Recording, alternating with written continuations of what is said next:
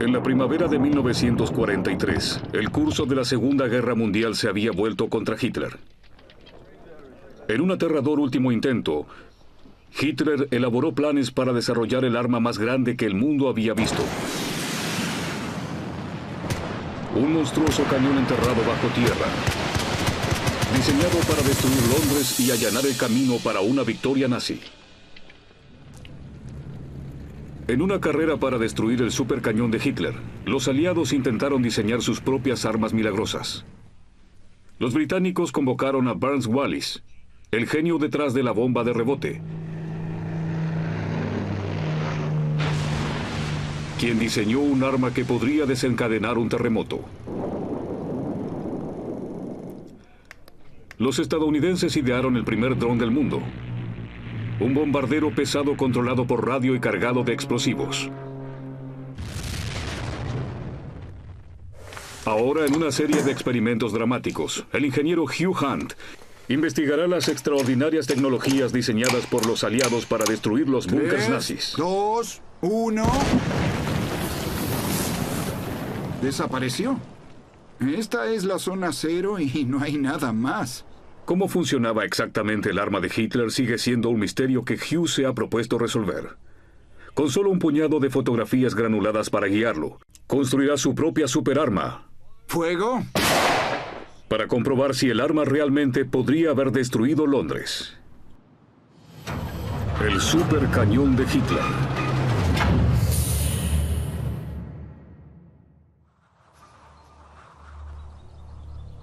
Oculta dentro de esta horadada colina en el norte de Francia, se encuentra una instalación secreta construida para albergar una de las armas más notables de la Segunda Guerra Mundial, el supercañón nazi V3. ¡Santo cielo! No lo entiendo. Esto no es de roca natural, es cemento. No, es un techo, míralo. Tiene 4 o 5 metros de espesor. Protegida por un profundo búnker fortificado, esta sería el arma más grande que el mundo había visto.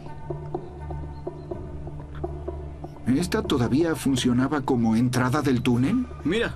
Pero ¿cómo funcionaba? Es un misterio que el ingeniero Hunt está decidido a resolver. Sí, parece que hay una especie de escotilla. El arqueólogo del campo de batalla, Tony Pollard, lo ayudará a reconstruir la evidencia. Es un fortín engrandecido con un cañón de 130 metros de largo. Me encantaría ver lo que hay bajo tierra. Así que vamos a arrastrarnos por el cañón de un arma enorme. ¿Dónde está la escalera?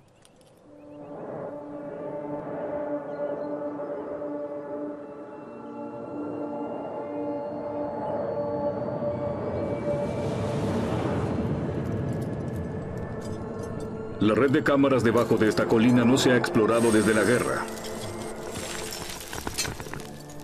¡Wow! Está resbaladizo, muy resbaladizo. ¿Estás bien? Sí. Hugh desciende por la boca de este hueco para tratar de entender el arma que una vez albergó.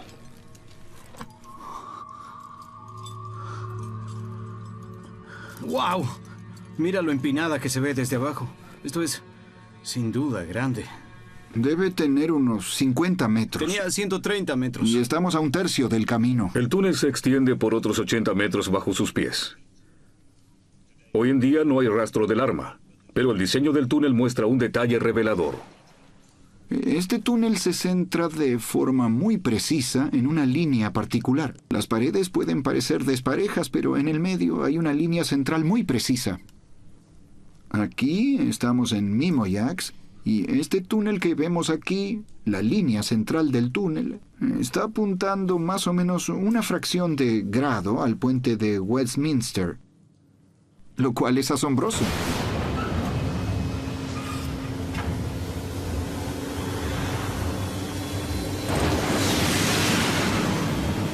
El arma de Hitler apuntaba al centro de Londres por una buena razón.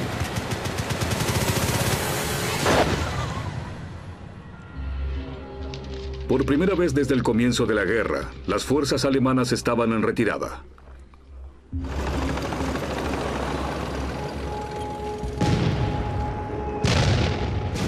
En 1943, Hitler había conocido la derrota en los desiertos del norte de África. Y su ejército había sido expulsado de la Unión Soviética después de una gran derrota en la batalla de Stalingrado. estaba desesperado por volver a ganar. En el centro de la sala de guerra de Hitler estaba el supercañón, o el cañón de Londres, como se lo llamaba. Tendría 25 cañones y dispararía 300 proyectiles por hora, 24 horas al día. El mantenimiento de este monstruo requeriría una enorme infraestructura, una red de galerías para almacenar municiones, 1.200 soldados para cargar las armas de fuego y un ferrocarril subterráneo para poder abastecerse. Esta era artillería pesada bélica a escala industrial. ¡Wow! Aquí vamos. Mira, hay cilindros de gas. Hugh y Tony exploran los confines del complejo en busca de pistas sobre cómo se construyeron los túneles. Mira esto, Hugh. Mira, han usado taladros y picos que golpearon con martillos. Mira, mira, mira eso. Mira, mira esto. Mira, mira esto. Mira esto. Encaja. Lo usaban para quitar los fragmentos de piedra. Imagina el esfuerzo de todo el día, todos los días. Martillar estos picos y luego quitar todos los escombros. Es una idea terrible. Las primeras víctimas del supercañón no fueron los habitantes de Londres, sino los trabajadores que construyeron la fortaleza. Este complejo fue construido por un gran número de personas que habían sido reclutadas contra su voluntad. Y no puede haber duda de que muchas personas perdieron la vida. Esto no fue una construcción normal. El trabajo aquí no se detenía nunca. Había cuadrillas de trabajadores las 24 horas del día, los 7 días de la semana. La prioridad era hacer que esas armas funcionaran y el costo humano no importaba. Hitler quería apurar el armado de su arma maravilla porque tenía hambre de venganza. Su Luftwaffe había perdido la superioridad aérea en los cielos de Europa. Y los aliados estaban aprovechando esta falta de cobertura aérea con un implacable bombardeo a las ciudades alemanas. Hitler quería darles a los aliados un poco de su propia medicina.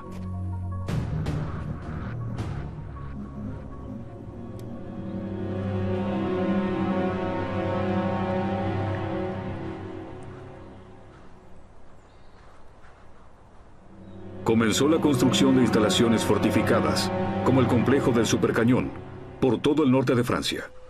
Construyeron y ocultaron enormes búnkers de concreto en ignotos bosques, lejos de la mirada indiscreta de los aviones aliados, en donde albergarían una nueva generación de armamentos secretos llamados Armas B.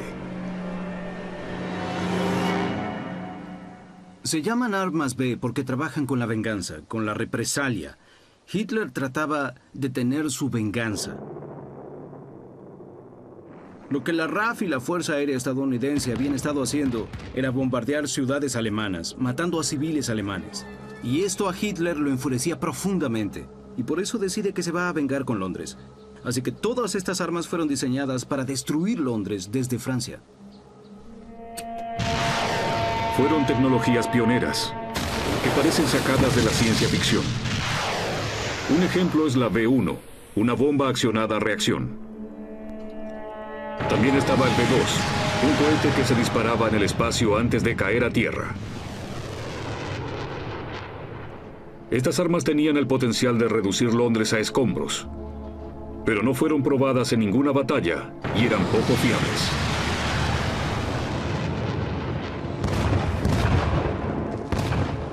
Al menos al principio, Hitler estaba bastante escéptico con estas nuevas armas experimentales.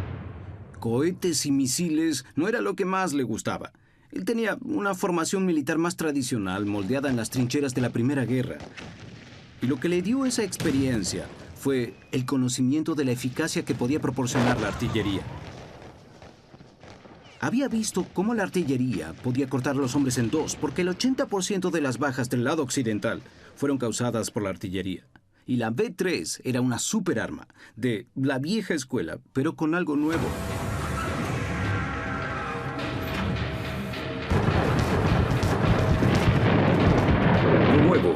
era que, a diferencia de la artillería tradicional, los proyectiles no caerían sobre los soldados de la línea del frente, sino que caerían en masa sobre los civiles inocentes de Londres.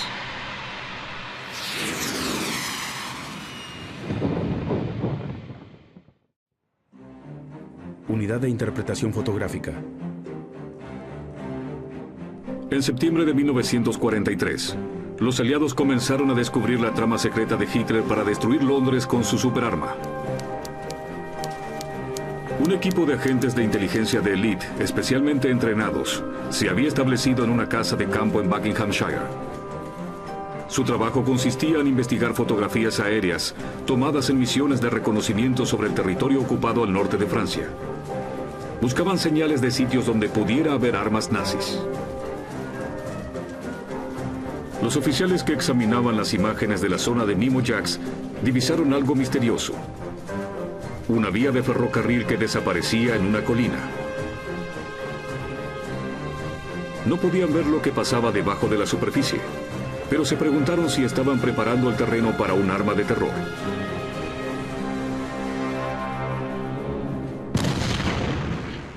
Desde hacía 2 años, un rincón de Gran Bretaña ya había estado en la mira de las grandes armas nazis. Y el cañón ferroviario K5 en las afueras de Calais fue uno de los más grandes. Lo usaron para atacar la costa inglesa. Y de hecho atacaban con bastante regularidad la ciudad de Dover. Y ese rincón del sureste de Inglaterra fue atacado tantas veces durante los años de la guerra que se hizo conocido como la esquina del infierno. Lo que hacía la población era correr a esconderse en las cuevas de los acantilados detrás de la ciudad. Y los alemanes eran crueles, ya que esperaban hasta que la alarma acabara y la gente comenzara a salir otra vez para disparar de nuevo en campo abierto. Atacaron mucho la costa. Fueron como unas 10.000 viviendas en Kent que quedaron destruidas por el fuego de artillería. El K5 podía disparar un proyectil a 65 kilómetros, aunque Hitler quería llegar a Londres, más del doble de la distancia. Pero para llegar allí, sus ingenieros tuvieron que encontrar una manera de aumentar la velocidad de los proyectiles. Uno de los métodos era simplemente aumentar la longitud del cañón, para que la explosión empujara el proyectil durante más tiempo. Pero no es tan fácil como parece.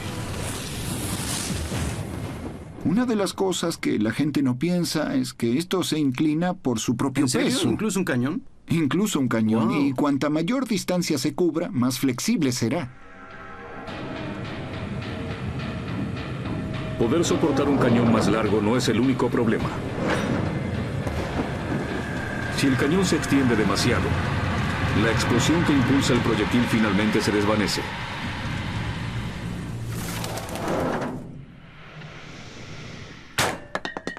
Una posible solución fue aumentar la cantidad de pólvora. Pero esto podía llegar a destruir el cañón. Un ingeniero militar alemán llamado August Konders ideó una propuesta radical. No encender toda la carga de una sola vez. En su lugar, se debía dividir en pequeñas cantidades y distribuirla en las cámaras a lo largo del cañón.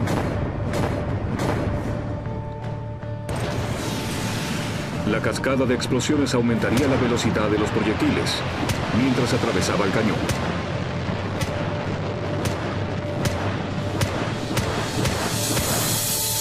Hitler ordenó a sus ingenieros construir un prototipo de supercañón en la Polonia ocupada y apresuró el trabajo en la fortaleza de Francia hasta donde sería llevado. 5 de noviembre de 1943. En otoño de 1943, los aliados tomaron las primeras medidas para destruir el sitio. 150 bombarderos despegaron de 10 aeródromos de todo el Reino Unido. Durante los siguientes 8 meses, atacarían incesantemente la misteriosa colina en Mimo Jacks.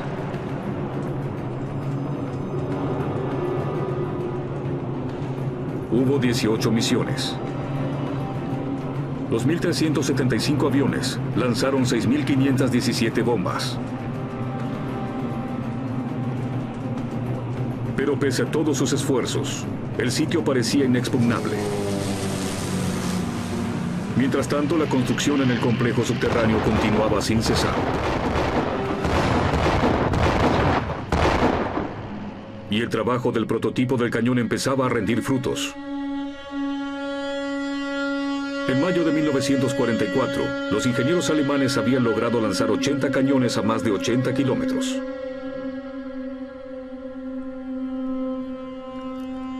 Estaban a punto de construir un arma capaz de derrumbar Londres.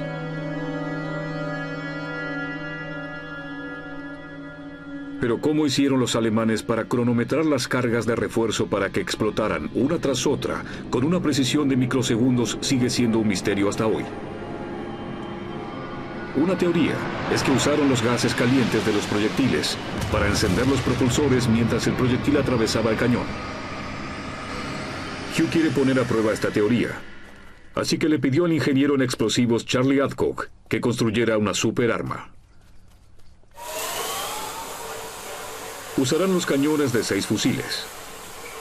Cada sección estará equipada con una cámara de refuerzo y luego se unirán desde los extremos.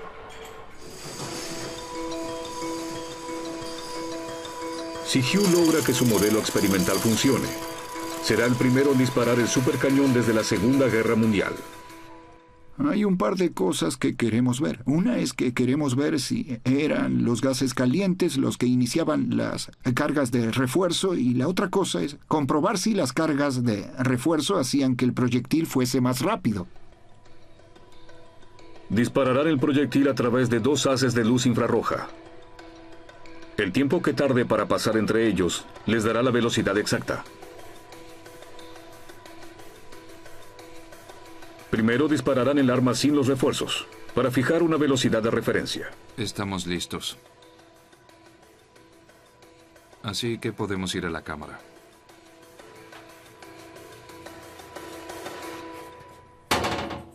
Un rápido toque de sirena. Bien. ¡Fuego! Allí vamos. Tiene una velocidad de 742 metros por segundo. Ahora intentarán acelerar el proyectil con las cargas de refuerzo. Carguemos estas cámaras laterales.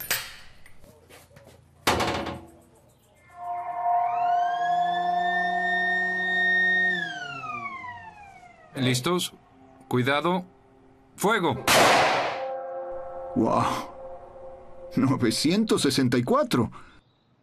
Son casi 1000 metros por segundo. Sí. Hugh ha hecho un gran avance. Demostró que el gas caliente detrás de los proyectiles es lo que impulsa los refuerzos. ¿Qué tenemos? Todo se disparó. Sí, todos. Y además del descubrimiento de Hugh, hay una ventaja adicional. Hubo un aumento del 30% en la velocidad, que se traducirá en tal vez un aumento del 60% en el rango. Si esto era lo que Hitler podría haber estado esperando lograr, las cargas de refuerzo aumentaron mucho el rango. Así que el sueño de Hitler de bombardear Londres fue casi una realidad. Pero ahora había una nueva urgencia para perfeccionar el supercañón.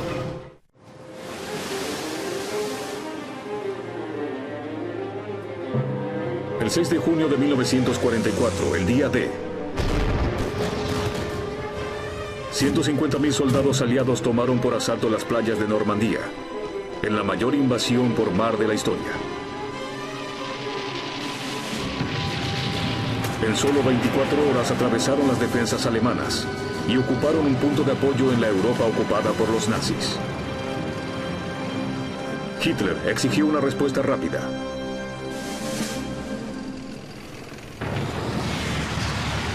Londres era el objetivo. Una semana después del día D, exigía que la primera de sus armas de venganza entrara en acción. Los motores de reacción de las bombas B-1 fueron cronometrados para sobrevolar y destruir la ciudad.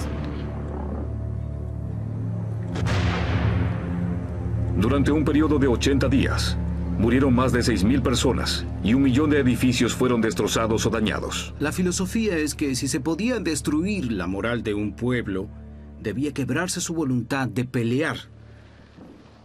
Entonces, en lugar de ir tras los objetivos militares sólidos, iban tras los objetivos civiles menos sólidos. Es una manera muy cruel y muy desagradable de hacer la guerra.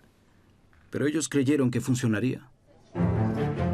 En su desesperación, los aliados recurrieron a los científicos militares para desarrollar superarmas propias y así contrarrestar la amenaza nazi. El éxito significaría nada menos que la salvación de Londres. Los ingenieros que trabajaron a ambos lados del Atlántico diseñaron soluciones novedosas para este desafío.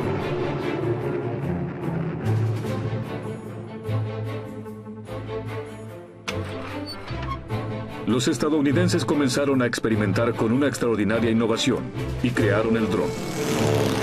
Usaban un avión no tripulado y lo convertían en una bomba voladora.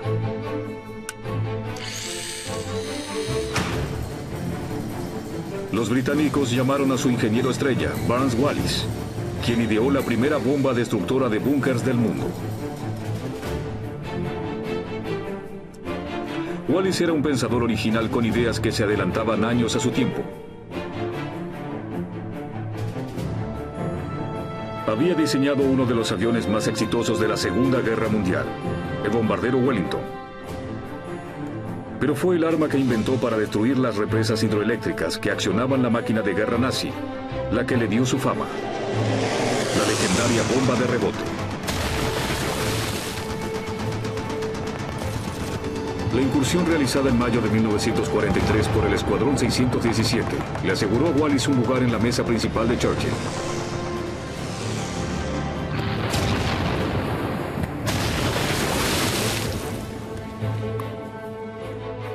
Y ahora su reto era crear la bomba más grande que el mundo jamás había visto.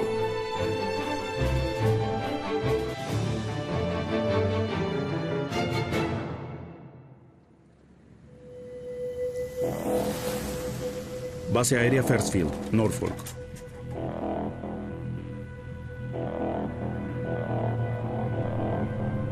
En julio de 1944, en una apartada base aérea en East Anglia, un bombardero modificado especialmente cargado con equipos ultrasecretos llegó desde Filadelfia. Era la pieza central de un audaz plan estadounidense para acabar con el supercañón de Hitler. En lugar de dejar caer bombas sobre el blanco desde una cierta altura, la propia aeronave sería utilizada como misil a control remoto. Estas armas eran muy difíciles de destruir, pero tener una gigantesca bomba voladora que podía ser guiada con precisión hacia una de estas metas y hacerla explotar parecía una bendición del cielo.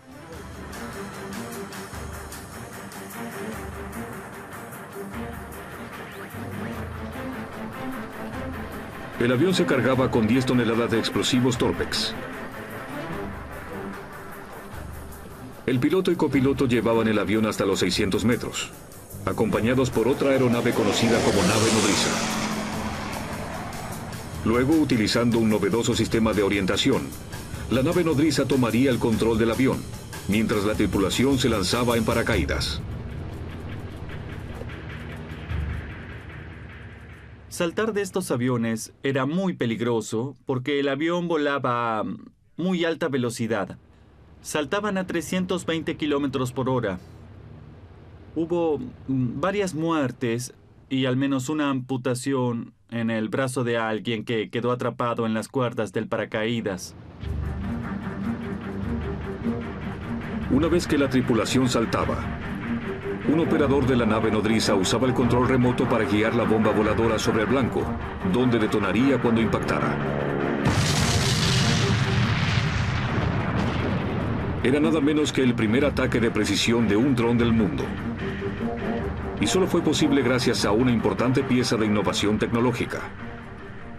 Lo que es increíble, y creo que es algo que la mayoría de la gente no valora, es que antes de que la televisión llegara a sus casas, ya se había utilizado en el campo de batalla. Lo que tenemos aquí es una cámara de televisión de la Segunda Guerra marca Iconoscope y es totalmente auténtica, ni siquiera se restauró a excepto de la adición de este ventilador aquí arriba para que se enfríe y está conectada a un monitor de televisión y la enfoqué hacia un objeto un tanto distante, la bandera de Estados Unidos que está en el mástil allí. Puedo distinguir las rayas sin problema, pero no veo las estrellas muy bien. Pero de todas formas, era lo suficientemente buena para usar como aplicación militar. Sumar la televisión al sistema significaba que podían ver lo que las armas veían mientras se acercaban al objetivo, y eso fue un desarrollo revolucionario. El avión estaba equipado con 2 cámaras de televisión. Una de ellas enfocaba hacia adelante, mostrando el camino hacia el objetivo. La otra enfocaba los indicadores del tablero.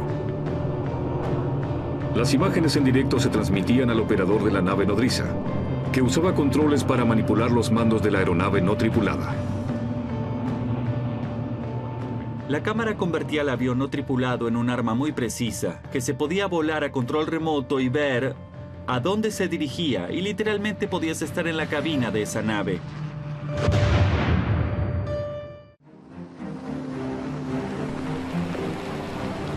En julio de 1944, los planes para usar esta nueva tecnología experimental para eliminar el supercañón de Hitler estaban en marcha.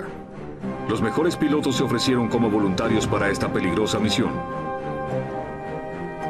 Un joven de 29 años, veterano de la Fuerza Aérea Naval, era el hijo mayor de una familia que se convertiría en una gran dinastía americana. Su nombre era Joe Kennedy Jr., hijo de Joseph Kennedy, uno de los hombres más ricos de los Estados Unidos y ex embajador en el Reino Unido. El camino de Joe ya había sido trazado por su familia. Su abuelo, en su nacimiento, había anunciado a la prensa que su nieto sería el primer presidente católico de Estados Unidos. Así que desde el primer día, literal y figurativamente, Joe Jr. tenía este peso sobre él, que ese era su destino. Era muy parecido a un heredero al trono por cómo fue criado. Con más de 50 misiones a su nombre, Kennedy podría haber vuelto a casa con honores, pero la oportunidad de dirigir el ataque contra el supercañón de Hitler era irresistible. Creo que él realmente creía que esa sería su contribución. No creía que lo que había hecho hasta ahora era suficiente, aunque para todos los demás era más que suficiente, pero se sintió obligado a seguir haciéndolo. Le escribe a su padre diciendo: me quedaré para una misión más. No hay casi ningún peligro. Estoy seguro de que todo irá bien. Ni el equipo de Kennedy, ni sus contrapartes británicos tenían mucha idea de la magnitud de la tarea que enfrentaban al derribar el supercañón. Los cañones estaban encerrados en una roca de 100 metros de espesor y protegidos por 6 metros de hormigón. Y hasta el momento, la instalación había sido inexpugnable a las bombas aliadas. Pero afortunadamente para los británicos, pudieron contar con la mente maestra detrás de la bomba de rebote.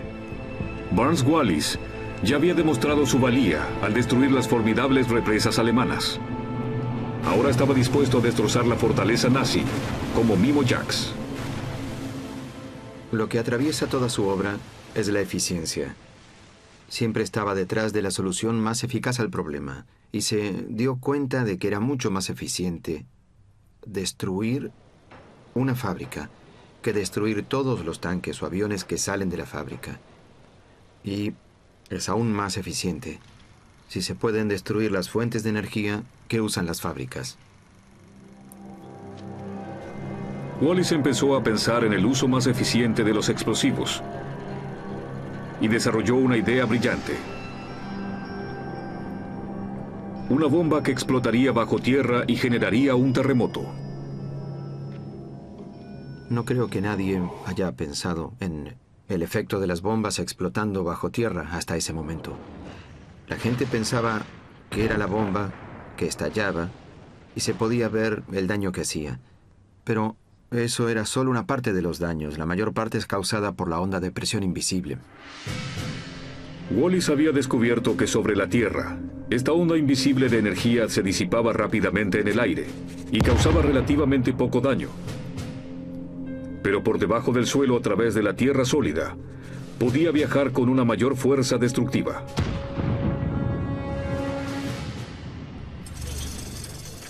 Una bomba subterránea sería más eficiente que una explosión en la superficie.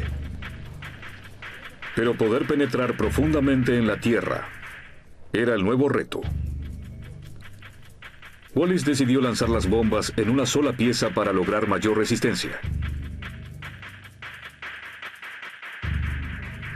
La carcasa de acero tenía que ser lo suficientemente gruesa, donde se necesitaba más fuerza, pero sería más delgada en los otros lugares para ahorrar peso. Esta sección es prácticamente sólida. Golpea el suelo muy rápido y sin aplastarse. Aquí es muy sólida y eso es bueno. Y se ahueca en esta parte. Tiene 2,5 centímetros de espesor en este punto y esto penetraba en la tierra 15 metros o más. Así estallaba y la enorme onda expansiva penetraba en la tierra y todo lo que estaba cerca quedaba hecho pedazos. La RAF comenzó a ordenar bombas terremoto y todo debía hacerse en el momento adecuado.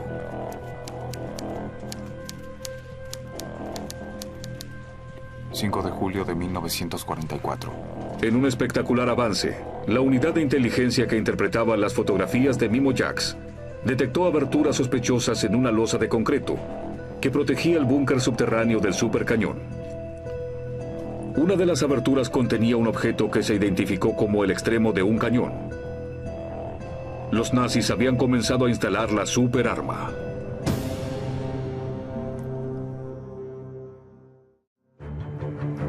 ...6 de julio de 1944. Los británicos habían avistado por primera vez el supercañón de Hitler y su respuesta fue inmediata. El escuadrón de élite 617 se desplegó de inmediato. Famoso por el ataque de destrucción de represas, con las bombas de rebote de Wallis, el escuadrón fue elegido para entregar el último regalo a Hitler.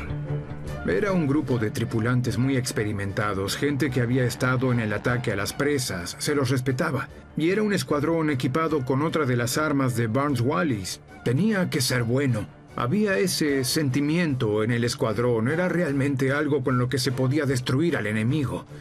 Y había también una bomba muy simplificada, y parecía que iba a funcionar muy bien. Como tirar un dardo al tablero y dar en el centro cada vez. A diferencia de la lluvia de bombas de misiones anteriores, este sería un ataque de precisión. 16 bombarderos, cada uno equipado con una sola bomba de Barnes-Wallis, atacarían la colina fortificada de Mimo Jax a plena luz del día.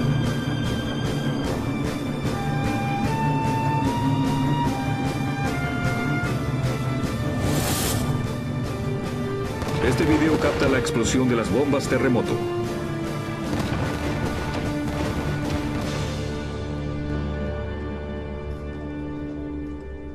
Los intérpretes que examinaban las fotografías tomadas inmediatamente después del ataque identificaron 8 enormes nuevos cráteres causados por las bombas terremoto de Wallis. Aunque la losa de hormigón había sido perforada, era imposible determinar cuánto daño habían causado las bombas bajo la tierra, por lo que la colina seguía siendo un objetivo prioritario. 12 de agosto de 1944. Un mes más tarde fue el turno de los norteamericanos para atacar el sitio del supercañón. Joe Kennedy lideraría la misión experimental que convertiría un bombardero pesado en un misil a control remoto. Pero mientras el avión se encontraba en la plataforma de despegue, un joven oficial llamado Earl Olsen vio lo que él pensaba que era un error fatal en el sistema. En el panel de control diseñado para armar los explosivos, se había insertado un pasador de seguridad especial para evitar que una señal de radio extraña accionara accidentalmente la bomba.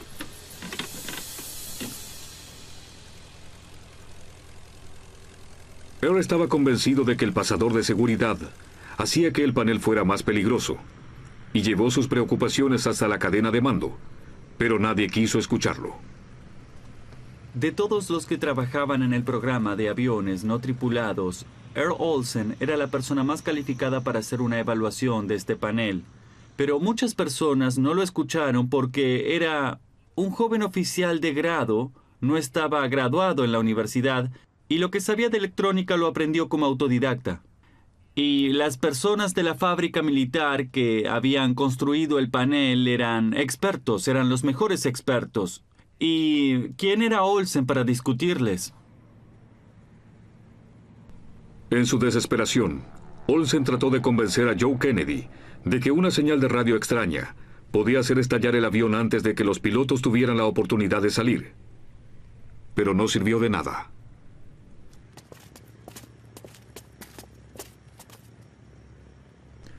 A las 6 p.m., Joe Kennedy y su copiloto se apretujaron entre las 12 toneladas de explosivos de alta potencia.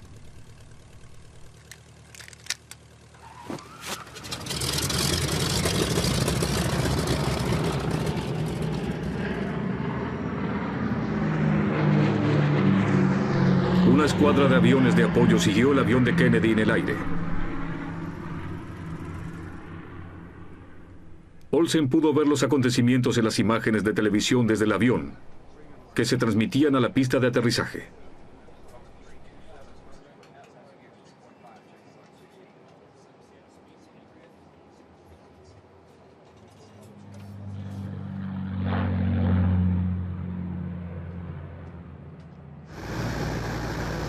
El Sun-Suk Black, el avión de Kennedy, tuvo un despegue perfecto. Subió hasta cerca de los 600 metros, que era la altitud de la misión.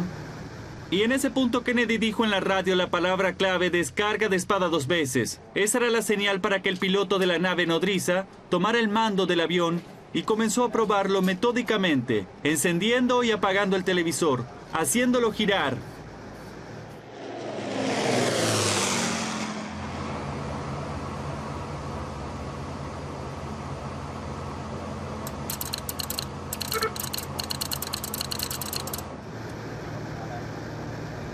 Y entonces tuvo un presentimiento de que algo andaba mal. Todo el mundo lo sintió.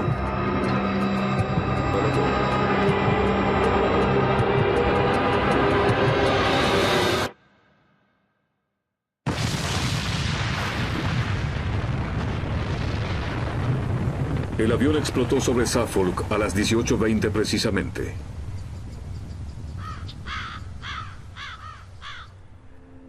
Nunca se encontraron restos humanos. Joe Kennedy Sr. recibió la noticia al día siguiente. Imposible describir su devastación. Todos sus planes, todo lo que le había pasado, podía entenderlo y podía hacerle frente. Pero que esto le sucediera a su hijo fue realmente devastador. El sacrificio que Joe Kennedy había hecho por el pueblo de Londres dejó un legado que todo el mundo sentiría. Con la muerte de Joe, cayó sobre su hermano menor, un joven llamado Jack Kennedy, el peso de llevar adelante las ambiciones presidenciales de la familia. Jack recibe la noticia de la muerte de su hermano, este increíble hermano mayor, que él ha adorado y reverenciado desde su nacimiento. Y, sin embargo, eso también significa algo más para él y es muy consciente de ello. Y como le dice a su amigo, ahora la carga cae sobre mí. Earl Olsen también se vio profundamente afectado por la muerte de Joe Kennedy. Había intentado tanto evitar que volaran, y aún a riesgo de recibir una corte marcial. Y él no solía beber, pero se emborrachó la noche en que todo sucedió, y siguió haciéndolo toda su vida.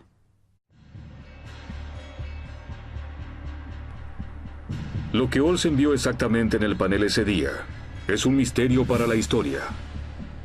Hasta ahora. Hugh Hunt encontró el diagrama del circuito original del panel y lo reconstruyó para averiguar lo que realmente sucedió.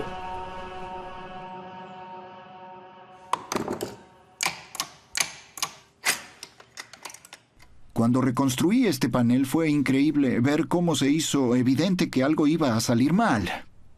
Con gran sensatez habían colocado el pasador de seguridad, por lo que el sistema mecánico de armado nunca se operaría de forma accidental. Pero justo antes de salir, quitaron el pasador de seguridad.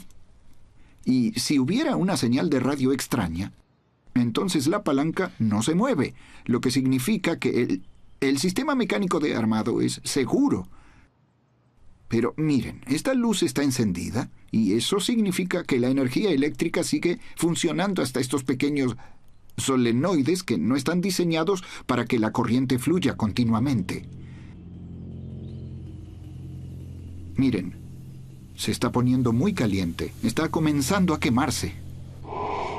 Hugh y el experto en explosivos Charlie Adcock quieren ver lo que pasaría si un solenoide recalentado queda muy cerca de un detonador y algunos Torpex, tal como pasó en los aviones de Kennedy. Creo que el solenoide provocaría un incendio. Tiene explosivos y detonadores todos juntos. Es un desastre seguro. Hugh une el solenoide a su panel y repasa la rutina de armado. El contacto de seguridad está en su lugar. ¿Encendido? ¿Luz? ¿Encendida? Bien, vamos. Vigilan el experimento desde un dron. En menos de 2 minutos, aparecen las primeras señales de humo desde el solenoide. Eso es humo. Algo está pasando. ¡Wow! Creo que algo pasó. Definitivamente.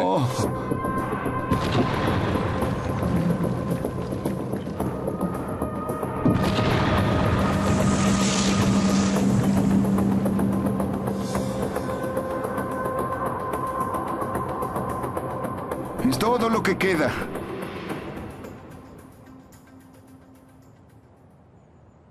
El avión de Kennedy tenía cerca de 12 toneladas de Torpex y acabamos de ver que si el solenoide se mantiene accionado con corriente durante un par de minutos, entonces todo explota.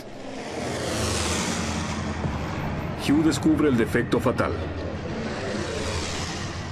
Estos pequeños componentes llamados solenoides eran parte del sistema de armado y se unieron a los detonadores dentro de las cajas de explosivos. Debían ser activados por un pulso de electricidad que duraría una fracción de segundo.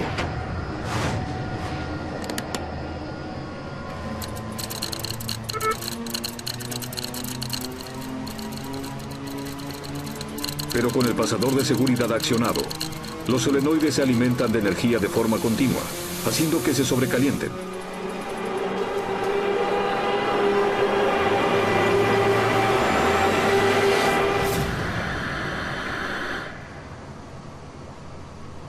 Por un cruel giro del destino, el sacrificio de Joe Kennedy resultó ser trágicamente innecesario. 23 días después del fatídico vuelo de Joe, los soldados aliados se abrieron paso a través de Mimo Jacks y encontraron el búnker en ruinas. El ataque británico del mes anterior había destruido el supercañón de Hitler después de todo.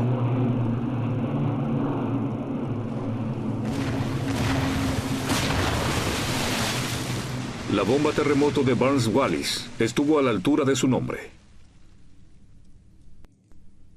Todos estos arcos de hormigón cuidadosamente construidos y todas estas bases para el cañón y para la infraestructura del cañón fueron muy dañados. Imposible de reparar. Muchos testigos de la época lo describieron como si fuera un terremoto. En su último momento, la trama de Hitler para destruir Londres se había visto frustrada. Y sus esperanzas de cambiar el curso de la guerra en su favor quedaron en ruinas.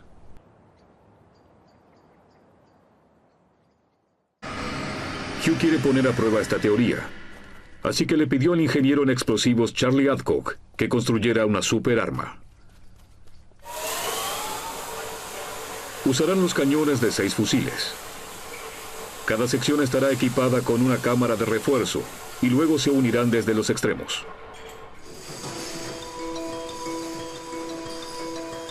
Si Hugh logra que su modelo experimental funcione, será el primero en disparar el supercañón desde la Segunda Guerra Mundial.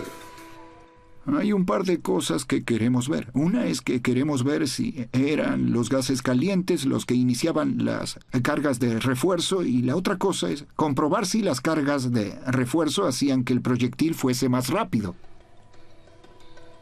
Dispararán el proyectil a través de 2 haces de luz infrarroja. El tiempo que tarde para pasar entre ellos les dará la velocidad exacta. Primero dispararán el arma sin los refuerzos, para fijar una velocidad de referencia. Estamos listos. Así que podemos ir a la cámara.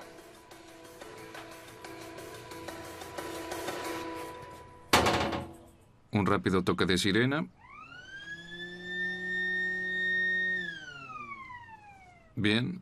¡Fuego! Allí vamos. Tiene una velocidad de 742 metros por segundo. Ahora intentarán acelerar el proyectil con las cargas de refuerzo. Carguemos estas cámaras laterales.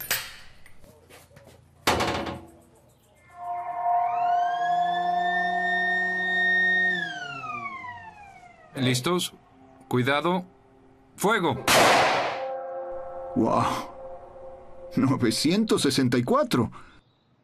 Son casi 1000 metros por segundo. Sí. Hugh ha hecho un gran avance. Demostró que el gas caliente detrás de los proyectiles es lo que impulsa los refuerzos. ¿Qué tenemos? Todo se disparó. Sí, todos. Y además del descubrimiento de Hugh, hay una ventaja adicional. Hubo un aumento del 30% en la velocidad, que se traducirá en tal vez un aumento del 60% en el rango. Si esto era lo que Hitler podría haber estado esperando lograr, las cargas de refuerzo aumentaron mucho el rango. Así que el sueño de Hitler de bombardear Londres fue casi una realidad. Pero ahora había una nueva urgencia para perfeccionar el supercañón.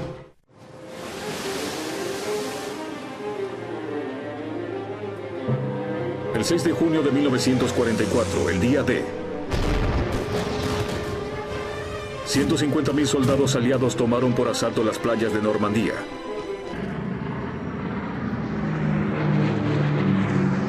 Una escuadra de aviones de apoyo siguió el avión de Kennedy en el aire. Olsen pudo ver los acontecimientos en las imágenes de televisión desde el avión, que se transmitían a la pista de aterrizaje.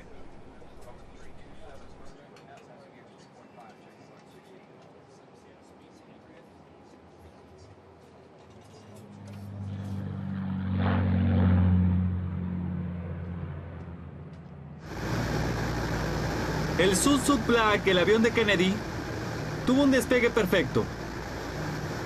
Subió hasta cerca de los 600 metros, que era la altitud de la misión. Y en ese punto Kennedy dijo en la radio la palabra clave descarga de espada 2 veces. Esa era la señal para que el piloto de la nave nodriza tomara el mando del avión y comenzó a probarlo metódicamente, encendiendo y apagando el televisor, haciéndolo girar.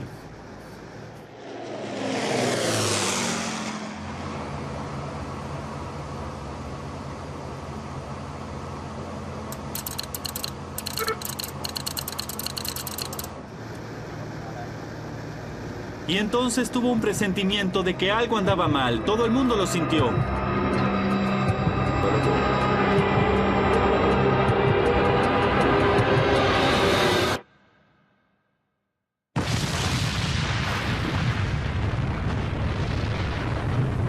El avión explotó sobre Suffolk a las 18:20 precisamente.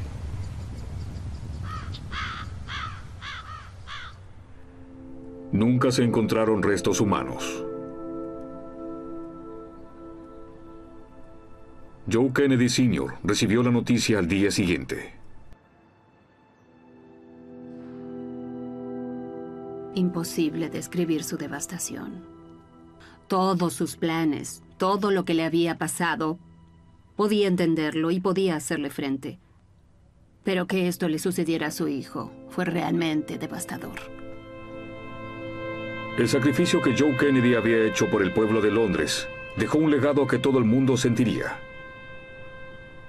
Con la muerte de Joe, cayó sobre su hermano menor, un joven llamado Jack Kennedy, el peso de llevar adelante las ambiciones presidenciales de la familia. Jack recibe la noticia de la muerte de su hermano, este increíble hermano mayor, que él ha adorado y reverenciado desde su nacimiento. Y, sin embargo, eso también significa algo más para él y es muy consciente de ello. Y como le dice a su amigo, Ahora la carga cae sobre mí. Earl Olsen también se vio profundamente afectado por la muerte de Joe Kennedy. Había intentado tanto evitar que volaran y... La carcasa de acero tenía que ser lo suficientemente gruesa, donde se necesitaba más fuerza, pero sería más delgada en los otros lugares para ahorrar peso. Esta sección es prácticamente sólida. Golpea el suelo muy rápido y sin aplastarse. Aquí es muy sólida y eso es bueno. Y se ahueca en esta parte. Tiene 2,5 centímetros de espesor en este punto y esto penetraba en la tierra 15 metros o más. Así estallaba y la enorme onda expansiva penetraba en la tierra y todo lo que estaba cerca quedaba hecho pedazos. La RAF comenzó a ordenar bombas terremoto y todo debía hacerse en el momento adecuado.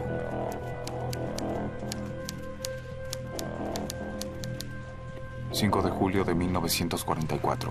En un espectacular avance, la unidad de inteligencia que interpretaba las fotografías de Mimo Jax detectó aberturas sospechosas en una losa de concreto que protegía el búnker subterráneo del supercañón. Una de las aberturas contenía un objeto que se identificó como el extremo de un cañón. Los nazis habían comenzado a instalar la superarma.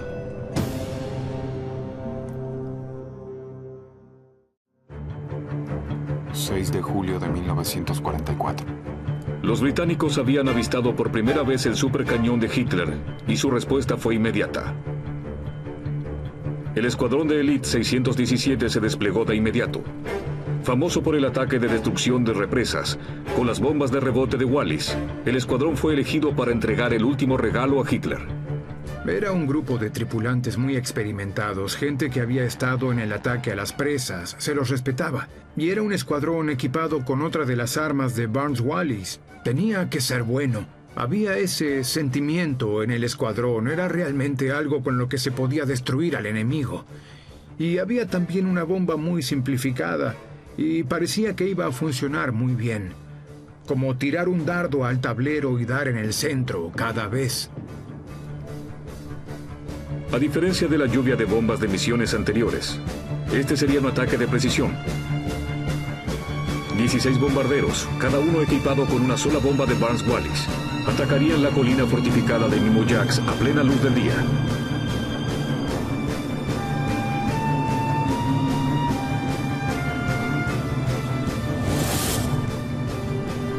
Este video capta la explosión de las bombas terremoto.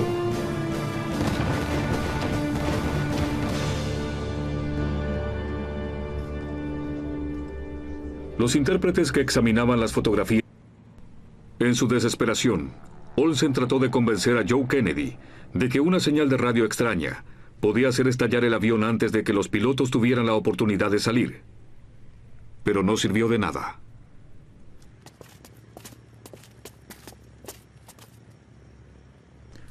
A las 6 p.m., Joe Kennedy y su copiloto se apretujaron entre las 12 toneladas de explosivos de alta potencia.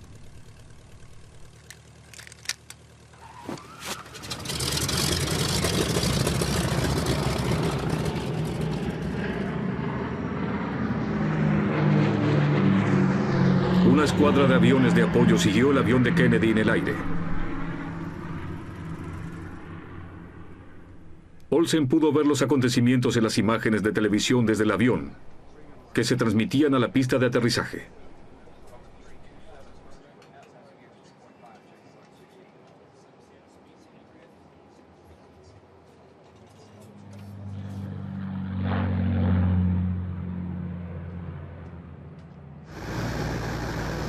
El Sun-Suk Black, el avión de Kennedy, tuvo un despegue perfecto. Subió hasta cerca de los 600 metros, que era la altitud de la misión. Y en ese punto Kennedy dijo en la radio la palabra clave descarga de espada 2 veces. Esa era la señal para que el piloto de la nave nodriza tomara el mando del avión y comenzó a probarlo metódicamente, encendiendo y apagando el televisor, haciéndolo girar.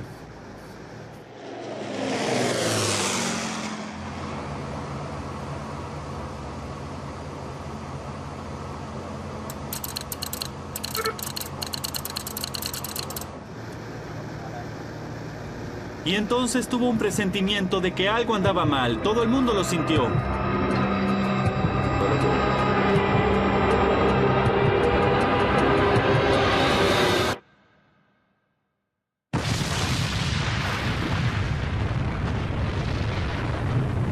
El avión explotó sobre Suffolk a las 18:20 precisamente.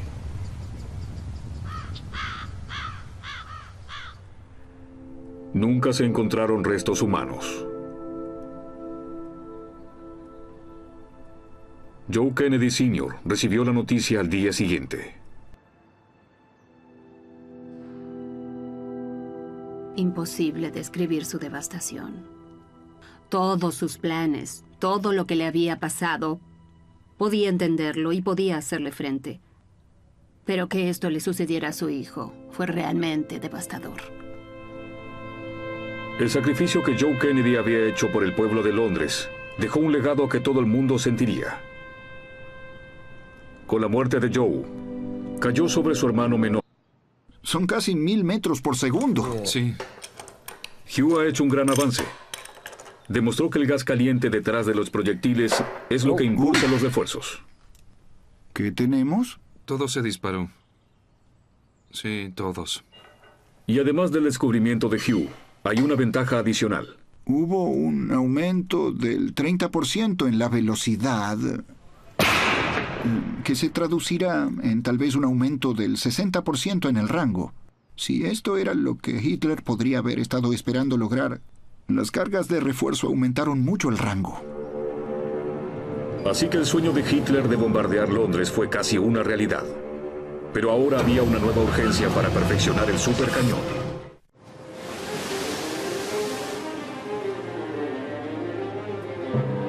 El 6 de junio de 1944, el día D, 150.000 soldados aliados tomaron por asalto las playas de Normandía, en la mayor invasión por mar de la historia. En solo 24 horas atravesaron las defensas alemanas y ocuparon un punto de apoyo en la Europa ocupada por los nazis. Hitler exigió una respuesta rápida.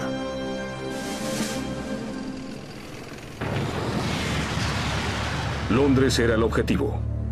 Una semana después del día D, exigía que la primera de sus armas de venganza entrara en acción.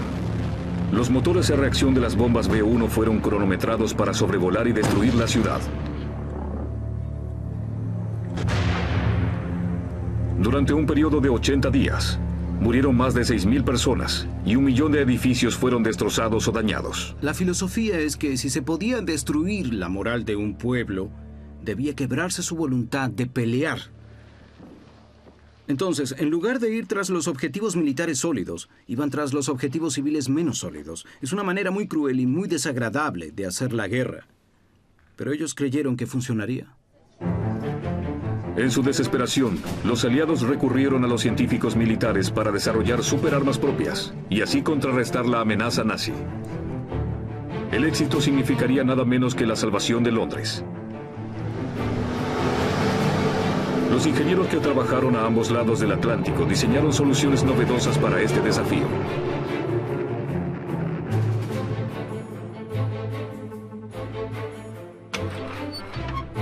Los estadounidenses comenzaron a experimentar con una extraordinaria innovación y crearon el dron.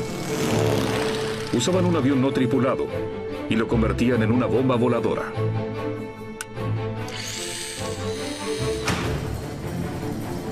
Los británicos llamaron a su ingeniero estrella, Barnes Wallis.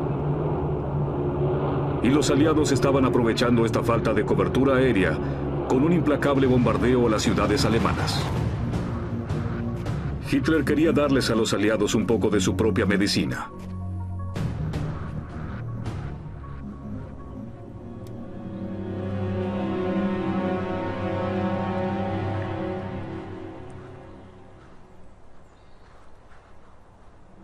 Comenzó la construcción de instalaciones fortificadas, como el complejo del Supercañón, por todo el norte de Francia. Construyeron y ocultaron enormes búnkers de concreto en ignotos bosques, lejos de la mirada indiscreta de los aviones aliados, en donde albergarían una nueva generación de armamentos secretos llamados Armas B. Se llaman armas B porque trabajan con la venganza, con la represalia. Hitler trataba de tener su venganza. Lo que la RAF y la Fuerza Aérea Estadounidense habían estado haciendo era bombardear ciudades alemanas, matando a civiles alemanes. Y esto a Hitler lo enfurecía profundamente. Y por eso decide que se va a vengar con Londres. Así que todas estas armas fueron diseñadas para destruir Londres desde Francia. Fueron tecnologías pioneras, que parecen sacadas de la ciencia ficción. Un ejemplo es la B-1, una bomba accionada a reacción.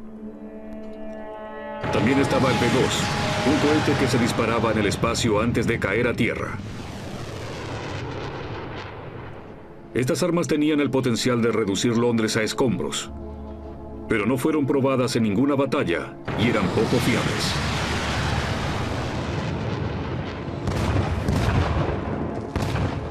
Al menos al principio, Hitler estaba bastante escéptico con estas nuevas armas experimentales. Cohetes y misiles no era lo que más le gustaba. Él tenía una formación militar más tradicional, moldeada en las trincheras de la Primera Guerra. Y lo que le dio esa experiencia fue el conocimiento de la eficacia que podía proporcionar la artillería. Había visto cómo la artillería podía cortar a los hombres en dos, porque el 80% de las bajas del lado occidental fueron causadas por la artillería. Y la B-3 era una superarma de la vieja escuela, pero con algo nuevo.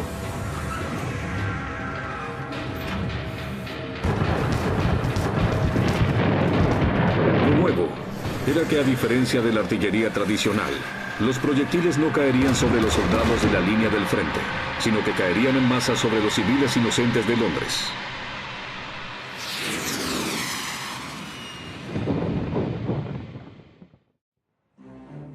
Unidad de interpretación fotográfica. En septiembre de 1943, los británicos pudieron contar con la mente maestra detrás de la bomba de rebote. Barnes Wallis ya había demostrado su valía al destruir las formidables represas alemanas. Ahora estaba dispuesto a destrozar la fortaleza nazi, como Mimo Jacks. Lo que atraviesa toda su obra es la eficiencia. Siempre estaba detrás de la solución más eficaz al problema y se dio cuenta de que era mucho más eficiente destruir una fábrica que destruir todos los tanques o aviones que salen de la fábrica. Y es aún más eficiente si se pueden destruir las fuentes de energía que usan las fábricas. Wallis empezó a pensar en el uso más eficiente de los explosivos y desarrolló una idea brillante. Una bomba que explotaría bajo tierra y generaría un terremoto. No creo que nadie haya pensado en el efecto de las bombas explotando bajo tierra hasta ese momento. La gente pensaba que era la bomba que estallaba y se podía ver el daño que hacía. Pero eso era solo una parte de los daños. La mayor parte es causada por la onda de presión invisible. Wallis había descubierto que sobre la Tierra, esta onda invisible de energía se disipaba rápidamente en el aire y causaba relativamente poco daño. Pero por debajo del suelo, a través de la tierra sólida, podía viajar con una mayor fuerza destructiva.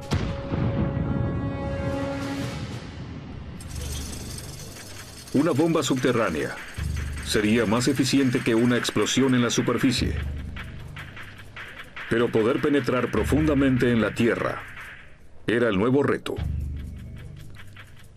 Wallis decidió lanzar las bombas en una sola pieza para lograr mayor resistencia. La carcasa de acero tenía que ser lo suficientemente gruesa, donde se necesitaba más fuerza, pero sería más delgada en los otros lugares para ahorrar peso. Esta sección es prácticamente sólida. Golpea el suelo muy rápido y sin aplastarse. Aquí es muy sólida y eso es bueno. Y se ahueca en esta parte. Tiene 2,5 centímetros de espesor en este punto y esto penetraba en la tierra 15 metros o más. Así estallaba y la enorme onda expansiva penetraba en la tierra y todo lo que estaba cerca quedaba hecho pedazos. La RAF comenzó a ordenar bombas terremoto, y todo debía hacerse en el momento adecuado.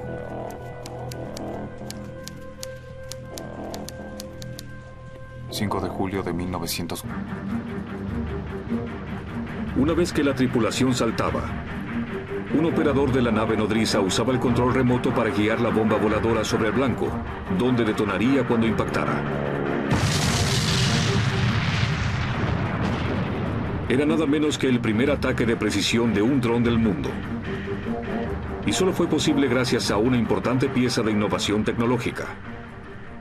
Lo que es increíble, y creo que es algo que la mayoría de la gente no valora, es que antes de que la televisión llegara a sus casas, ya se había utilizado en el campo de batalla.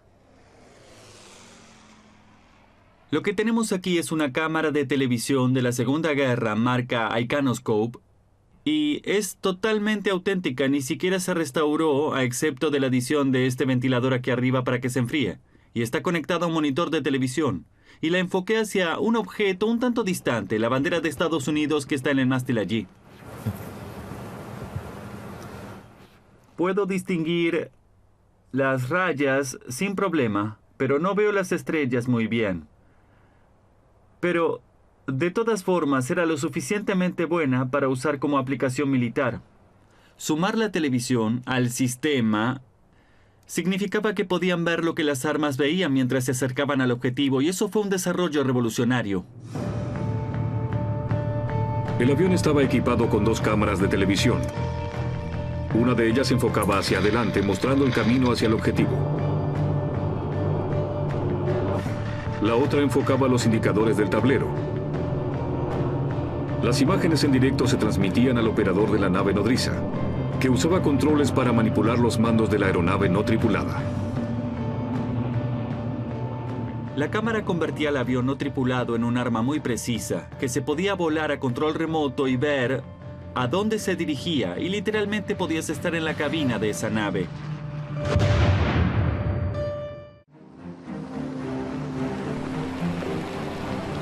En julio de 1944, los planes para usar esta nueva tecnología experimental para eliminar el supercañón de Hitler estaban en marcha. Los mejores pilotos se ofrecieron como voluntarios para esta peligrosa misión. Un joven de 29 años, veterano de la Fuerza Aérea Naval, era el hijo mayor de una familia que se convertiría en una gran dinastía americana. Su nombre era Joe Kennedy Jr., hijo de Joseph Kennedy, uno de los hombres más ricos de los Estados Unidos y ex embajador en el Reino Unido. El camino de Joe ya había sido trazado por su familia. Su abuelo, en su nacimiento, había anunciado a la prensa que su nieto sería el primer presidente católico de Estados Unidos. Un ejemplo es la B-1, una bomba accionada a reacción. También estaba el B-2, un cohete que se disparaba en el espacio antes de caer a tierra. Estas armas tenían el potencial de reducir Londres a escombros, pero no fueron probadas en ninguna batalla y eran poco fiables.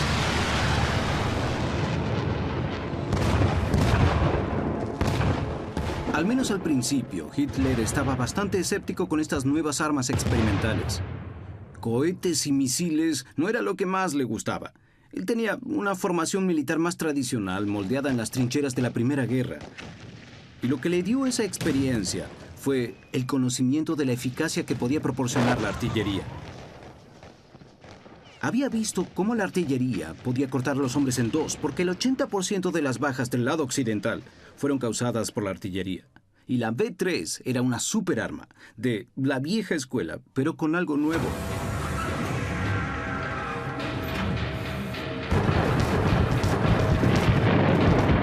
Lo nuevo era que, a diferencia de la artillería tradicional, los proyectiles no caerían sobre los soldados de la línea del frente, sino que caerían en masa sobre los civiles inocentes de Londres.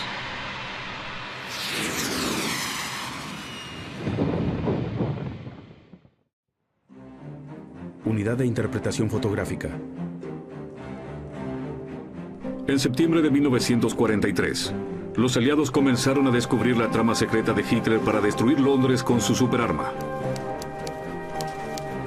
Un equipo de agentes de inteligencia de élite, especialmente entrenados, se había establecido en una casa de campo en Buckinghamshire. Su trabajo consistía en investigar fotografías aéreas tomadas en misiones de reconocimiento sobre el territorio ocupado al norte de Francia. Buscaban señales de sitios donde pudiera haber armas nazis. Los oficiales que examinaban las imágenes de la zona de Mimo Jacks divisaron algo misterioso. Una vía de ferrocarril que desaparecía en una colina. No podían ver lo que pasaba debajo de la superficie, pero se preguntaron si estaban preparando el terreno para un arma de terror.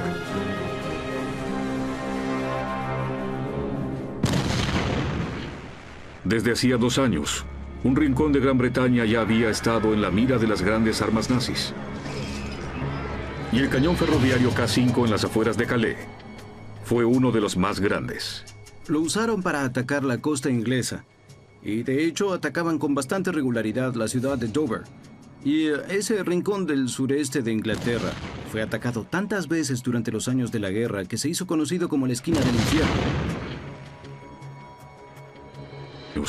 Un rincón de Gran Bretaña ya había estado en la mira de las grandes armas nazis. Y el cañón ferroviario K5 en las afueras de Calais fue uno de los más grandes. Lo usaron para atacar la costa inglesa. Y de hecho atacaban con bastante regularidad la ciudad de Dover. Y ese rincón del sureste de Inglaterra fue atacado tantas veces durante los años de la guerra que se hizo conocido como la esquina del infierno. Lo que hacía la población era correr a esconderse en las cuevas de los acantilados detrás de la ciudad. Y los alemanes eran crueles, ya que esperaban hasta que la alarma acabara y la gente comenzara a salir otra vez para disparar de nuevo en campo abierto. Atacaron mucho la costa. Fueron como unas 10.000 viviendas en Kent que quedaron destruidas por el fuego de artillería. El K5 podía disparar un proyectil a 65 kilómetros, aunque Hitler quería llegar a Londres, más del doble de la distancia. Pero para llegar allí, sus ingenieros tuvieron que encontrar una manera de aumentar la velocidad de los proyectiles. Uno de los métodos era simplemente aumentar la longitud del cañón, para que la explosión empujara el proyectil durante más tiempo. Pero no es tan fácil como parece. Una de las cosas que la gente no piensa es que esto se inclina por su propio ¿En serio? peso. ¿Incluso un cañón? Incluso un cañón. Wow. Y cuanta mayor distancia se cubra, más flexible será. Poder soportar un cañón más largo no es el único problema. Si el cañón se extiende demasiado, la explosión que impulsa el proyectil finalmente se desvanece.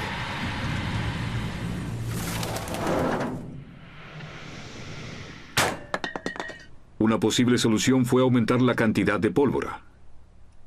Pero esto podía llegar a destruir el cañón. Un ingeniero militar alemán llamado August Konders ideó una propuesta radical. No encender toda la carga de una sola vez. En su lugar, se debía dividir en pequeñas cantidades y distribuirla en las cámaras a lo largo del cañón.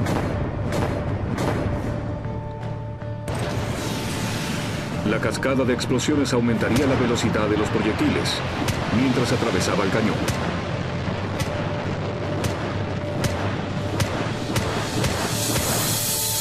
Hitler ordenó a sus ingenieros construir un prototipo de supercañón en la Polonia ocupada y apresuró el trabajo en la fortaleza de Francia hasta donde sería llevado. 5 de noviembre de 1943. En otoño de 1943, los aliados tomaron las primeras medidas para destruir el sitio.